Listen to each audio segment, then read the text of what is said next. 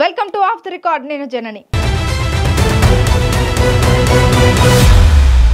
YCP ప్రభుత్వ హయాంలో అక్రమాలపై జరుగుతున్న సిఐడి విచారణలో వేగం పుంజుకోవడంతో పాటు అరెస్టులు జరుగుతుండటంతో ఉమ్మడి చిత్తూరు జిల్లాలో గుబులు మొదలైంది. జిల్లాలో మూలాలు ఉన్న మద్యం కుంభకోణం, నకిలీ ఓటర్లు, మదనపల్లి పైల్స్ తో పాటు తిరుపతి నగరానికి సంబంధించిన టీడీఆర్ బాండ్స్, ఎపిక్ కార్డుల కేసులతో పాటు ఆడుదాం ఆంధ్ర ఇలా చెప్పుకుంటూ పోతే చాటడంత లిస్టు కనిపిస్తుంది. వాటిలో ఉమ్మడి జిల్లాకు సంబంధించిన కీలక నాయకుల పాత్రపై ఆరోపణలున్నాయి. దాంతో రేపు ఎవరి మీద కేసు నమోదవుతుందా, కటకటాల లెక్కబెట్టేదెవరు అన్న చర్చ వైసీపీ క్యాడర్లో నడుస్తోందట.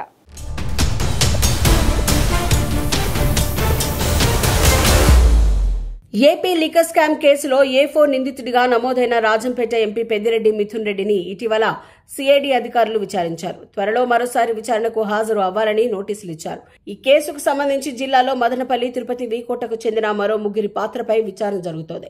అదేవిధంగా అడ్రస్ లేని ఓ కంపెనీ పేరుతో నిధుల మార్పిడి జరిగిందని ఆ కంపెనీపై కూడా కేసు నమోదైంది. జిల్లాకు చెందిన మాజీ డిప్యూటీ సీఎం నారాయణ స్వామిని కూడా విచారించే అవకాశం ఉందంటున్నారు. ఆయన జగన్ ప్రభుత్వంలో 5 సంవత్సరాల పాటు ఎక్సైజ్ శాఖను నిర్వహించారు. వారితో పాటు గాలివీడుకు చెందిన ఎక్సైజ్ ఉన్నతాధికారి అయిన సత్యప్రసాద్ కూడా లిక్కర్ కేసులో నిందితుడిగా ఉన్నారు.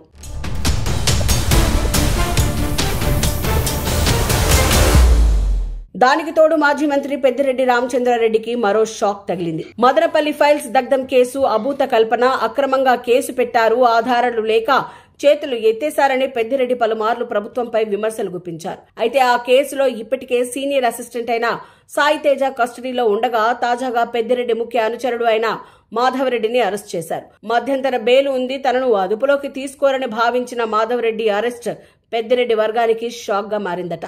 హైదరాబాద్ లో అతన్ని అదుపులోకి తీసుకుని తర్వాత తిరుపతికి తరలించి చిత్తూరు కోర్టులో హాజరుపరిచారు.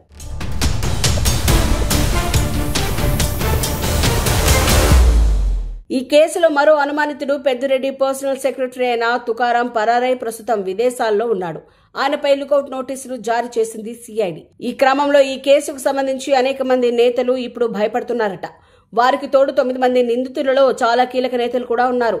మొత్తం మీద మదనపల్లి ఫైల్స్ కేసు ఫైనల్ గా చుట్టుకునేది మాజీ మంత్రి పెద్దిరెడ్డి రామచంద్రారెడ్డికే అన్న టాక్ వినిపిస్తోంది.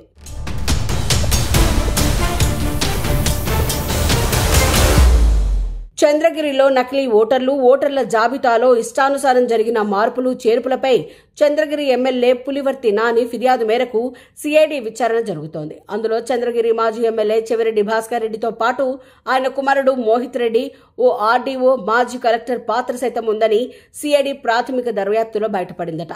ఆ దిశగా కేసు విచారణ సాగుతోందట. దానికి తోడు తుడా నిధులను చెవిరెడ్డి సొంతానికి వాడుకున్నారన్న ఆరోపణలపై విజిలెన్స్ విచారణ కొనసాగుతోంది. దీంతో ఈ 2 కేసుల్లో చెవిరెడ్డికి ఉచ్చు బిగుసుకోవడం ఖాయమంటున్నారు. మాజీ మంత్రి రోజాపై సైతం ఆడుదాం ఆంధ్ర పేరుతో నిధుల దుర్వినియోగం, టూరిజం శాఖకు సంబంధించిన దందాలు, ఏపీఐఐసి భూముల కొనుగోళ్ల వ్యవహారాలపై విచారణ కొనసాగుతోంది.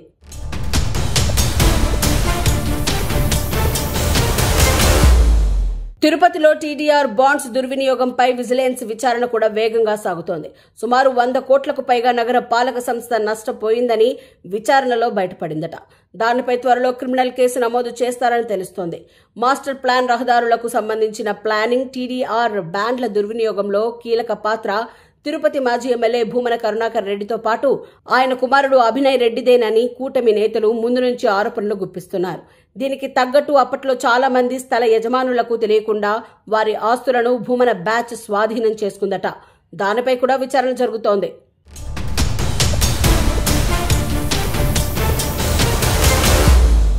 ఇక తిరుపతిలో ఎన్నికల ముందు మరో కేసు నమోదైంది. తిరుపతి పార్లమెంటు ఉప ఎన్నికల సందర్భంగా ఓటర్ ఎపిక్ కార్డుల కేసుపై ఎన్నికల కమిషన్ ఆదేశాల మేరకు విచారణ జరుగుతోంది. దీనికి సంబంధించి ఐఏఎస్ గిరీష సహా మరో అధికారి అప్పట్లోనే సస్పెండ్ అయ్యారు. ఆ కేసు వ్యవహారం కూడా భూమన ఫ్యామిలీకే చుట్టుకున్న పరిస్థితి కనిపిస్తోంది. ఈ నేపథ్యంలో సదరు కేసుల విచారణలో స్పీడ్ పెరిగితే మరింత మంది జాతకాలు బయటపడతాయని అంటున్నారు. దానికి తోడు పెద్దిరెడ్డికి సంబంధించి మంగళంపేట అటవీ భూముల ఆక్రమణ, తిరుపతి బుగ్గబటం భూముల ఆక్రమణ కేసులు ఉన్నాయి.